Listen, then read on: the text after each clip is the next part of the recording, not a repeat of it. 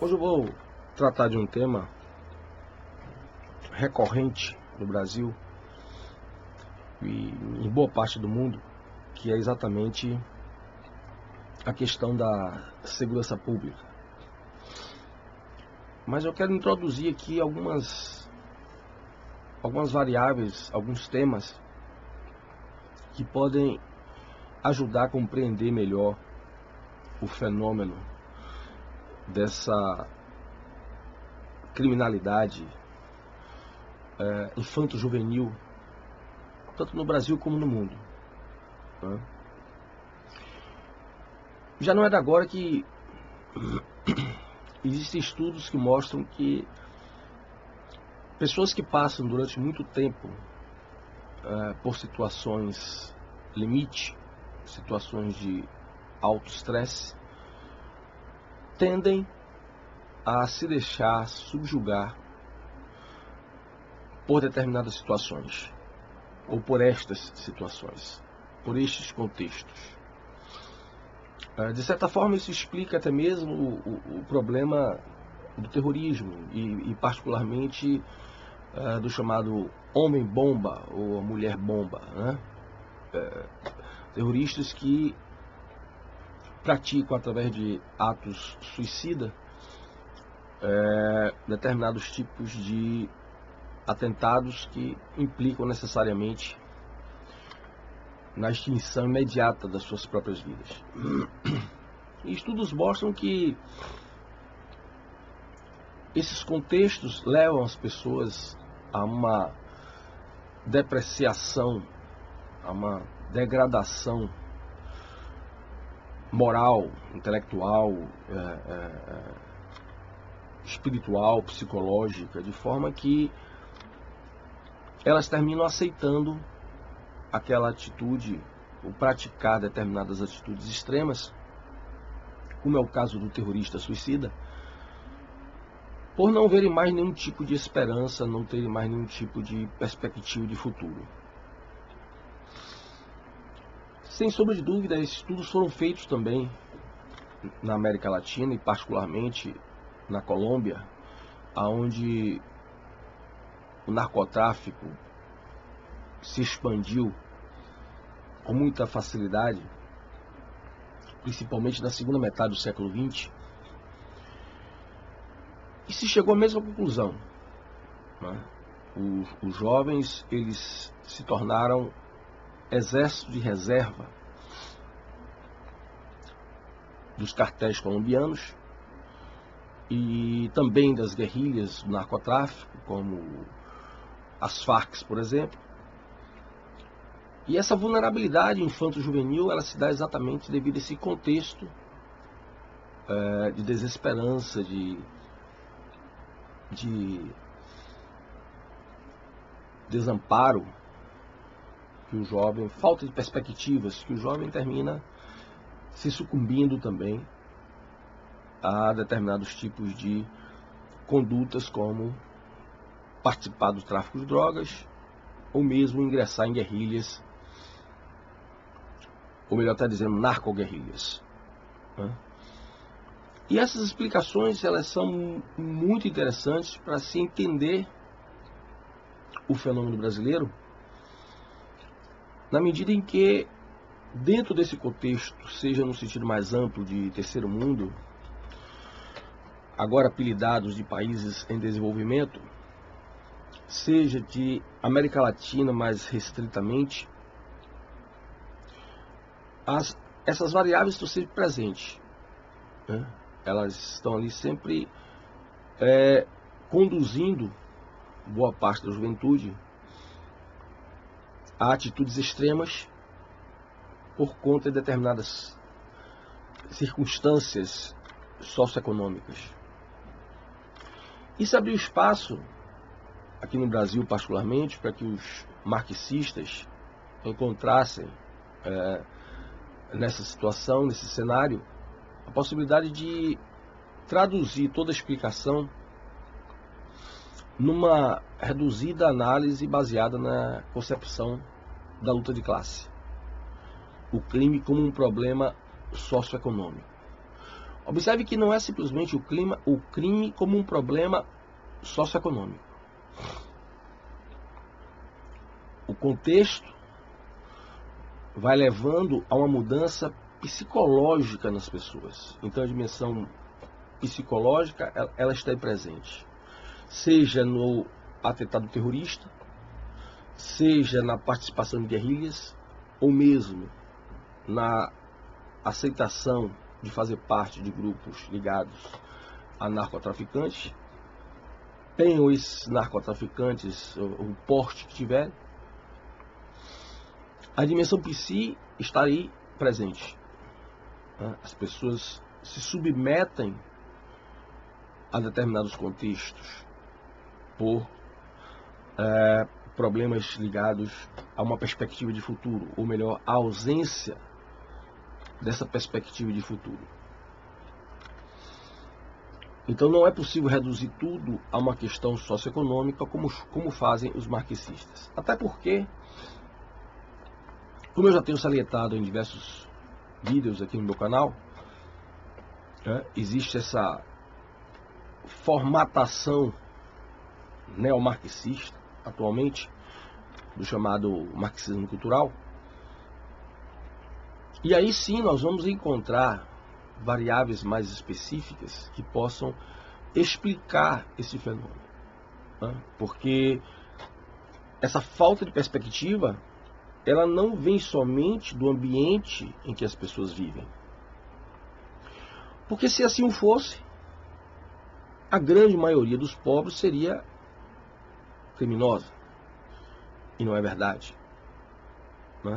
Se existe uma minoria dentro da população de baixa renda que participa de qualquer tipo de ato delituoso e participa voluntariamente, nós temos que buscar outras explicações, outras variáveis que estejam atuando nesse cenário para dar o toque final, para que dentro desse cenário mais amplo possamos entender o porquê que adolescentes e jovens adultos, principalmente, se voltam para fazer parte desse cenário criminoso, dessa dimensão criminosa.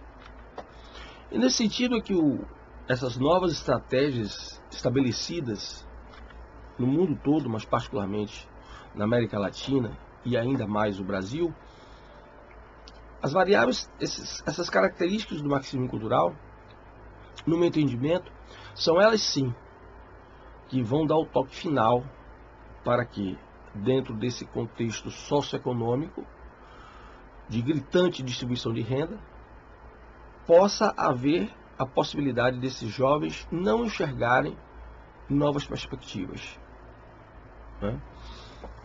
E aí eu quero trazer duas questões importantes, duas variáveis importantes, salientá-las, que eu já abordei isso em outros vídeos.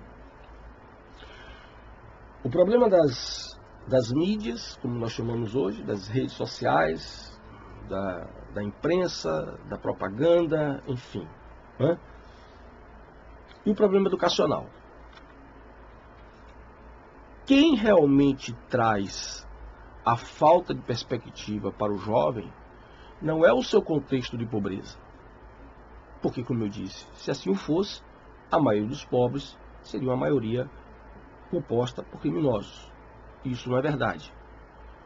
Então, se a maioria não é criminosa, então é sinal de que esse contexto socioeconômico não é o fator determinante para os altos índices de envolvimento de jovens, adolescentes, jovens adultos no universo criminal. Porém, quando a gente analisa com mais cuidado as mudanças dentro da pedagogia brasileira e dentro da escola brasileira, e particularmente também o que vem sendo passado para os jovens via os diversos meios de comunicação, redes sociais, etc., aí talvez nós possamos encontrar uma explicação mais aprimorada para essa questão. Uma coisa que eu sempre chamo a atenção, que foi a chegada da pedagogia paulo-freiriana no Brasil. O marxismo na educação brasileira tem uma penetração marcadamente acentuada na segunda metade do século XX. Anos 60, 70, a pedagogia de ordem marxista, a visão marxista da educação, já era uma perspectiva quase que predominante, ou pelo menos de grande influência. E é essa pedagogia, inclusive, que é próprio do movimento esquerdista, posteriormente, ou seja, mais recentemente, ela vai acusar o regime militar de ter destruído o que, na verdade, ela destruiu. Já vinha destruindo por dentro. Se você pegar, eu tenho arquivos aqui, textos, revistas, que funcionam como verdadeiros arquivos aqui na minha biblioteca, você vai ver que já dos anos 60, 70, a pedagogia marxista ela começa a falar de uma necessidade de mudança na educação brasileira. O Paulo Freire ele foi apenas um marco. O Paulo Freire não inicia o mecanismo de transformar a educação brasileira num local de doutrinação político-partidária. Mas ele foi um marco. Ele foi um marco porque ele trouxe algo escrito, ele trouxe algo centrado, ele trouxe uma doutrina. Uma doutrina que, diga-se de passagem, muito mal formulada, como eu já disse em outros vídeos, um autor de uma escrita extremamente pobre, repetitivo, visivelmente uma adaptação da teoria da luta de classe à sala de aula. Mas algo muito importante dentro dessa doutrina e a partir daí dessa tendência maior de tornar a sala de aula um aparelhamento, um local de aparelhamento ideológico, político, partidário, criar militância, que foi exatamente o problema da retirada da leitura. Paulo Freire é muito claro nos livros dele, a começar pela própria Pedagogia do Oprimido, quando ele diz que leitura só de texto revolucionário. E o texto revolucionário, ele tem um problema. O discurso revolucionário, o discurso ideológico, ele tem um problema. Ele carece de logicidade. Então, quando você junta retirar a leitura e introduzir um discurso ilógico que vence o indivíduo pelo cansaço, pela repetição de palavras, pela repetição de jargões, por forçar a escrita de determinadas tendências, então nós começamos a ter um cenário mais claro. Quando você tira a leitura da sala de aula, a leitura ela atinge, afeta positivamente 3 dimensões do nosso cognitivismo. O raciocínio lógico e a concentração, e a compreensão e a capacidade de abstração. Então, quando você tira a leitura da sala de aula, você deixa um vazio cognitivo. E isso foi um projeto. Este é o projeto Paulo Freiriano. Na medida que você tira a leitura da sala de aula, você tira esse magnífico exercício para o cérebro, para a sua dimensão cognitiva, que é exatamente esse exercício da leitura que induz o cérebro, que induz a nossa dimensão cognitiva a raciocinar logicamente, concentradamente, e ter a capacidade de compreender e abstrair. Ou seja, compreender para além daquilo que se está lendo e poder fazer uma análise a partir daquilo que se está aprendendo, uma análise do cenário à volta da pessoa, do indivíduo, à nossa volta. Então, tirar a leitura da sala de aula faz parte desse golpe educacional, porque foi pouco a pouco deixando a mente das pessoas vazias para, em paralelo, pouco a pouco, e sendo introduzido os discursos ideológicos por sua natureza, por sua própria natureza, ilógicos, né? E não por acaso você começa a ver, a partir dessa perspectiva, cada vez mais a inserção de leituras revolucionárias. Cada vez mais autores revolucionários. Cada vez mais autores ligados, direto ou indiretamente, à famosa, como eu já expliquei aqui em outros vídeos, a famosa Escola de Frankfurt, que tinha exatamente como objetivo maior, desde a Alemanha, né, fazer penetrar no ensino a ideologia marxista, apelidada por eles de teoria crítica da sociedade. E o senhor Paulo Freire, muito influenciado pela Escola de Frankfurt, a partir dos seus estudos na França, ele vai exatamente trazer esse projeto para o Brasil, né? E não por acaso, por exemplo, essa tão badalada idolatria às obras de um revolucionário assumido, o senhor Michel Foucault. O que tem a ver Foucault com o nosso momento atual? Na minha opinião, se não tudo, muita coisa, né? A obra de Foucault é de extrema complexidade. Então, o professor que só lê um capítulo do livro, o professor que só lê um livro de Foucault, ele não tem condição de explicar o Foucault para o aluno, porque ele também não entendeu Foucault. Não se entende Foucault lendo nem mesmo apenas um único livro de Foucault. A obra de Foucault, como eu disse, ela é de extrema complexidade, porque ela agrega, neste universo da obra, ela agrega diversas tendências ideológicas revolucionárias que já vinham desde o Manifesto Comunista do Sr. Karl Marx, chegando mesmo a essa nova engenharia social que se transformou a Escola de Frankfurt, né? Mas em rápida síntese, Foucault divide a percepção dele em algumas metáforas importantes. Primeira, a questão da modernidade e da pós-modernidade. Para Foucault, a modernidade deveria ser abolida, deveria ser superada, porque a modernidade para Foucault é a sociedade do preconceito. E o que é que significa isso? Para Foucault, a sociedade moderna é a sociedade do preconceito porque ela possui normas. Aquilo que ele chama de sociedade do controle, uma adaptação bastante sofisticada, né, do conceito de sociedade burguesa do Sr. Engels e do Sr. Karl Marx. Então, para Foucault, essa sociedade deveria ser uma sociedade, vir a ser uma sociedade do descontrole. Por isso, abolir todas as normas, a moral e a jurídica. E nesse sentido, apesar da obra vasta que Foucault tem, existe, como sabemos, um núcleo duro da obra de Foucault, que se compõe fundamentalmente de 3 livros: Vigiar e Punir, História da Sexualidade e História da Loucura.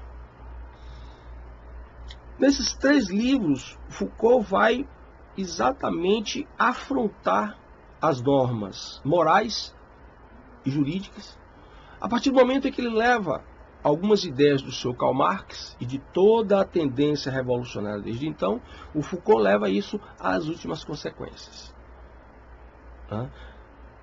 Em Vigiar e Punir, a punição é sempre algo injusto, é sempre algo ligado a esta tal sociedade do controle. É sempre algo arbitrário e massacrante, tal como nos personagens que ele utiliza para exemplificar as formas de castigo atrozes praticadas em praça pública, coisa que, diga-se de passagem, no período ao que Foucault se refere, já estavam sendo abolidas e muitos outros modelos de sistema prisional bem mais sofisticados já estavam sendo adotados, aos quais Foucault não se refere. Mas a lição de Vigiar e Punir é de que o crime é um preconceito. Ideia central no livro do Sr. Karl Marx de Ideologia Alemã, onde lá pelas tantas, no meio do livro, ele diz, né, ele faz uma relação. Né? Se o crime está ligado ao pecado e o pecado está ligado a Deus, ele faz o caminho de volta.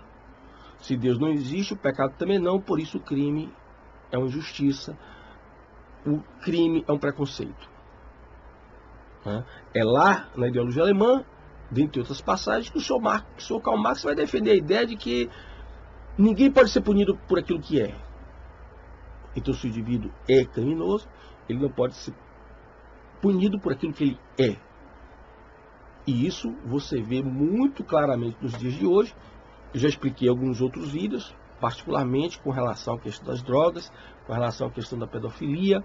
Expliquei no último vídeo aqui no meu canal as etapas cumpridas por todo e qualquer movimento revolucionário.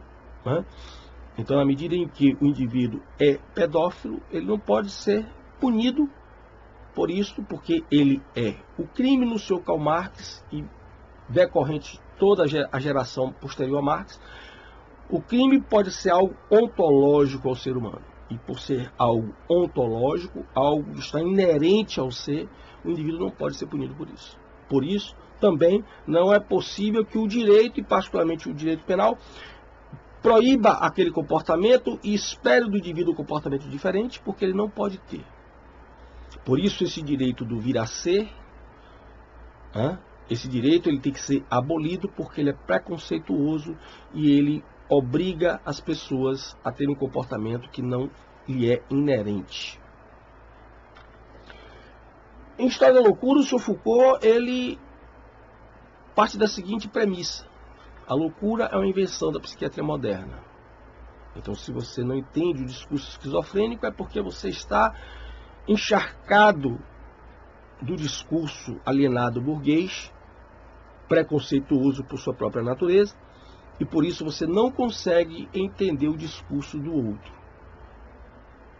Então, daí porque, nessa perspectiva, a esquizofrenia, segundo Foucault, seria uma invenção da psiquiatria moderna. E logo em seguida, a história da sexualidade, onde, dentre outras questões, o Foucault vai trabalhar a ideia de que, se no período antigo as crianças praticavam sexo, e hoje não praticam sexo, hoje são proibidas de praticar sexo, de ter orgasmo, isto é uma questão de discurso. Então é só mudar o discurso. Então preste atenção que, enquanto projeto revolucionário, a obra de Foucault, e ele assim o diz, enquanto projeto revolucionário, e esse paraíso na Terra, essa sociedade ideal para Foucault seria a sociedade pós-moderna, uma sociedade sem normas. Esse paraíso na Terra, ele viria exatamente na medida em que as normas fossem abolidas. E aí você tem três perspectivas. Se não há comportamento delituoso, se não há discurso patológico e se não há por que criar regras morais em torno, particularmente, não só, mas particularmente do sexo, então você, na implantação desse projeto, você consegue destruir toda e qualquer sociedade, em qualquer lugar do mundo, em qualquer tempo. Então preste atenção que essas ideias revolucionárias, elas não são um mero souvenir acadêmico, uma mera vaidade acadêmica, e não por acaso elas impregnam o mundo acadêmico e são reproduzidos por professores e alunos que não buscam entender realmente o que estão lendo, o que estão ensinando e o que estão aprendendo, dado exatamente o modelo cada vez mais restrito de aprendizagem, né? Um modelo que vem sendo proposto e sendo desenvolvido no mundo inteiro, particularmente pela Unesco, onde eu tenho outros vídeos, onde eu falo do livro do Pascal Bernardin sobre esse projeto da ONU via Unesco, né, para emburrecer as pessoas, fazer com que as pessoas aprendam menos, achando até que estão aprendendo mais. Né? O projeto de levar o indivíduo a não desenvolver raciocínio lógico, exatamente por conta de que sai de cena o conteúdo acadêmico intelectual da alta cultura e fica o conhecimento exatamente que advém dos discursos ideológicos de livros, professores e alunos. Um discurso baseado na emoção e não no sentido racional, lógico, cultural do termo. Então, como você não quer que isso crie efeitos no ambiente mais amplo da tal sociedade? Não esqueça que as escolas públicas declinaram exatamente pela introdução dos movimentos revolucionários, que depois passaram a acusar os militares de terem depreciado a educação brasileira, quando não foi. E pela escola pública, porque exatamente por ser um espaço público, esses movimentos revolucionários, que os seus representantes próprios tinham um poder maior de penetração. E daí porque o algo seguinte, o ensino privado, passa a ter consequências mais recentes, mas também já vive essa realidade trágica há muito tempo, a começar inclusive pela introdução da agenda de gênero em todas as escolas do Brasil, com algumas situações de reação dos pais e alunos a essa imposição dessa engenharia social nas escolas, que se chama a agenda de gênero. Então observe que o reflexo disso, ele acontece. O problema é que as pessoas demoram de perceber, primeiro porque não se dedicam a estudar, a pesquisar sobre aquilo que elas mesmas veem como problema, e também demoram de perceber as consequências. Por quê? Porque o projeto revolucionário, ele é de longo prazo. E se demora de perceber as origens, as causas, e quando começa a se perceber, já são as consequências. E quando essas consequências aparecem, as pessoas ficam realmente bastante atordoadas. O que é que está acontecendo? As pessoas reconhecem a inversão de valores, todo mundo fala em inversão de valores, mas sim, e o que é isso? E de onde é que isso vem? Por onde isso entrou? Por onde isso se espalhou? Como conseguiram transformar, né, a nossa juventude e também os adultos em adeptos dessa inversão de valores? Né? Porque não é justo agora também colocar os jovens adolescentes, os jovens adultos como algozes, né, como os criadores do problema. Não, eles não são criadores do problema. Os criadores do problema são adultos que se dispuseram via redes sociais, mídias, imprensa, mundo acadêmico, escola, professores, pedagogos, profissionais de toda sorte, que se dispuseram voluntariamente a internalizar esse discurso, ou os discursos ideológicos, e fazer esses discursos se tornarem algo efetivo. E nesse sentido eu chamo sempre muita atenção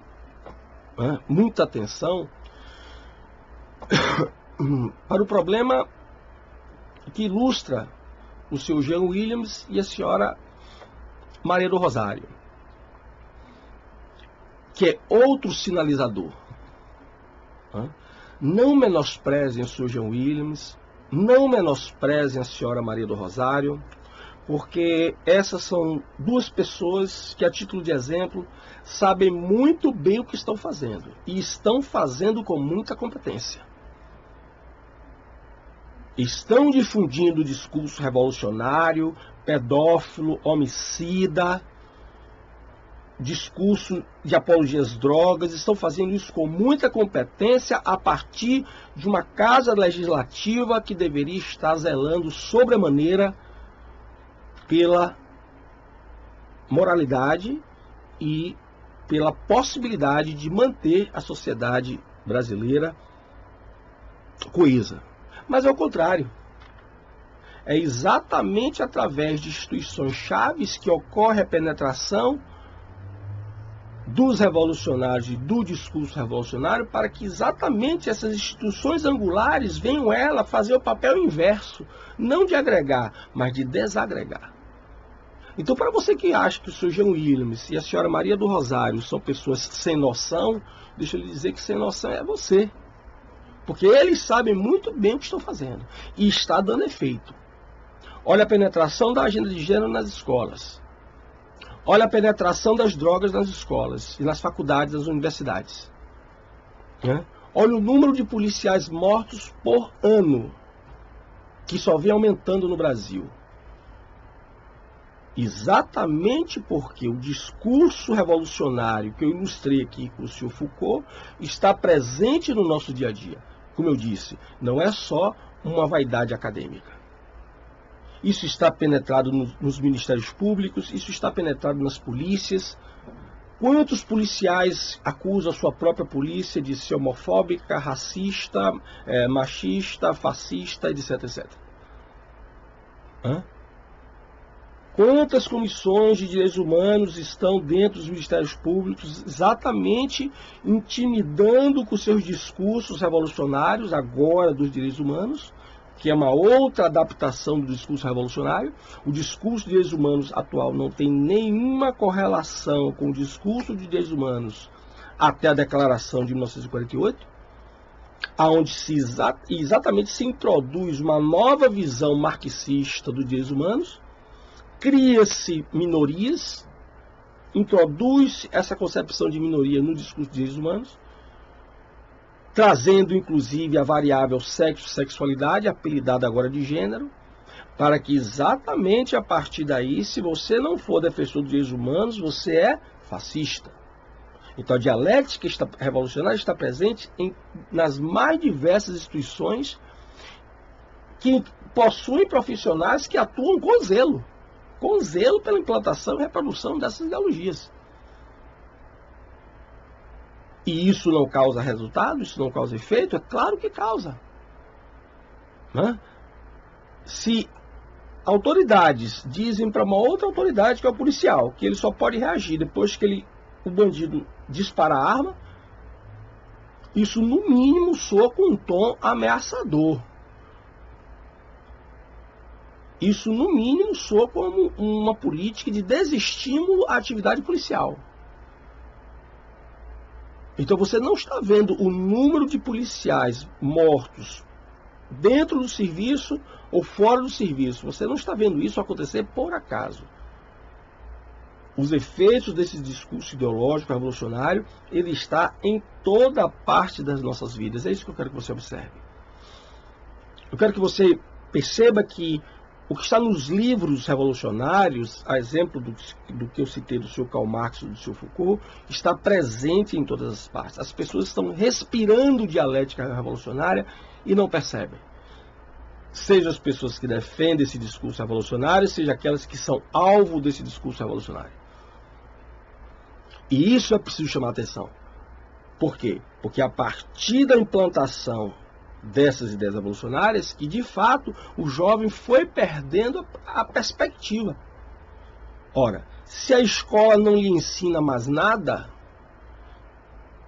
se a escola não lhe dá mais perspectivas de ter um bom emprego, de fazer uma boa universidade, ter uma boa profissão e um bom emprego definidos, a segunda etapa é esse jovem sucumbir ao seu contexto socioeconômico, muitas vezes caracterizados por altos índices de marginalidade. É aí que está o segredo do entendimento na minha humilde compreensão. Não é simplesmente o contexto socioeconômico, como os marxistas querem fazer entender, que tudo não passa de uma relação de classe. Não. A questão é muito mais larga e provocada por eles mesmos, revolucionários. Faz parte dessa estratégia fazer com que a criminalidade nos grandes centros urbanos substitua o antigo guerrilheiro urbano. Agora, o professor não vai mais para a sala de aula para angariar adeptos a movimentos guerrilheiros e movimentos terroristas, como foi nos anos 70. Agora o professor vai para a sala de aula para fazer com que o aluno se torne adepto das agendas revolucionárias. O resto já está feito. O marginal já está na favela. Ele mata. Ele sabe usar armamento. Ele enfrenta a polícia. Ele não tem medo de morrer. Esse novo guerrilheiro urbano já está pronto. E ele foi preparado dentro desse cenário que foi sendo construído passo a passo nas últimas décadas de existência desse país.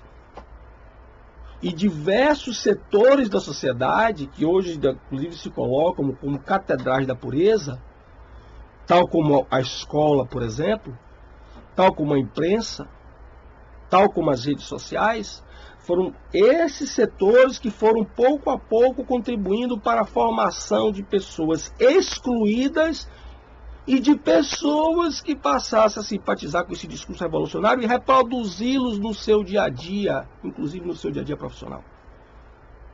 Então, meu querido, a explicação para esse fenômeno da criminalidade urbana e por que os nossos jovens,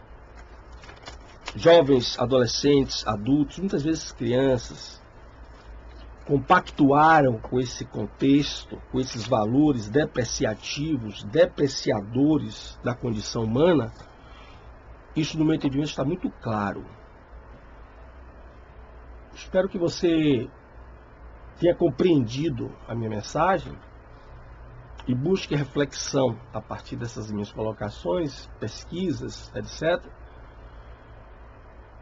Porque se tantos contribuíram para essa situação que está, tantos outros agora têm que contribuir para reverter ou tentar reverter esse quadro, se é que ainda é possível. Muito obrigado pela sua atenção. Se você gostou, se inscreva no meu canal Seminário Crítica e Crise e divulgue o meu trabalho.